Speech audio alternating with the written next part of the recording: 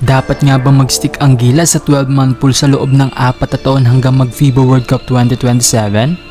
Ayon kay Coach Tim Cone, plano niyang panatiliin buo ang 12-man pool na nabuo niya para sa first window ng FIBA Asia Cup. So kumbaga balak ni Coach Tim na yung dosing inilabas niyang manlalaro ay dyan na tayo mag-i-stick ng lineup hanggang World Cup. At hindi lang sa FIBA sanction, balak ni Coach Tim gamitin ang lineup na to. Miski sa SEA Games at Asian Games ay heto na rin daw ang gagamitin ng Gilas. Ayos naman yung plano ni Coach Tim Cone, ano? Sigurado namang solidong chemistry ang mabubuo natin dyan at malamang ma-perfect na rin ng mga players na yan ang specialty ni Coach Tim Cone na triangle offense. Isa pa, ayaw na rin daw kasing abalayan ni Coach Tim ang mga liga gaya ng PBA at UAAP na hindi naman daw handang huminto ng ilang buwan para lang magbigay ng tamang oras na paghahanda sa Gilas. Kaya hindi na siya nagbuo ng malaking pool gaya ng nakasanayan natin. Tama naman, diba? Maganda rin yung plano ni Coach Tim Cone. Kung ayaw nila mag-adjust para sa atin, tayo mag-a-adjust para sa kanila. Pero heto lang ang concern ng mga Gilas fans natin.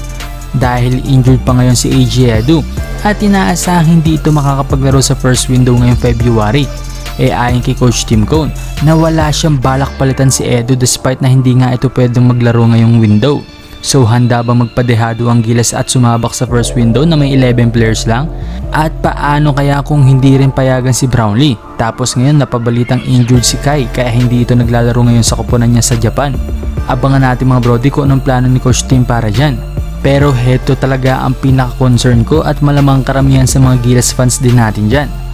Yung pag-i-stick ng Gilas sa 12-man pool hanggang World Cup. Unang-una, madami pa tayong malaking potensyal na pang international level ng mga players. Pangalawa, may ilan sa 12-man pool ni Coach Tim Cone ang nasa edad 30 na, lalo na pagdating sa 2027. Magkakaroon tayo ng 37 years old, 39 at may 40 pa na player. Kaya tanong ng karamihan, hindi na ba natin mapagbibigyan ng mga katulad nila Renza Bando na maganda ang inilaro ng World Cup?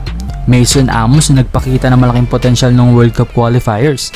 Jordan Heading na nagpamalas ng point guard skills noong Dubai International. Madami pa ang mga players na kayang sumabay sa international competition. Pero hindi natin sinasabi na hindi deserve ang mga nasa 12-man pool ni Coach Tim Cone. Ang point lang natin is paano yung mga next generation ng Gilas.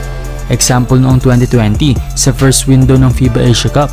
Puro collegiate ang ipinadala ng Gilas noon. At doon natin nakita ang mga pang-qualifiers at pang-World Cup ng mga players. Like Dwight Ramos, after niya maglaro sa first window. Lahat na nga yata ng window ay napaglaruan niya hanggang World Cup, kasali siya sa lineup.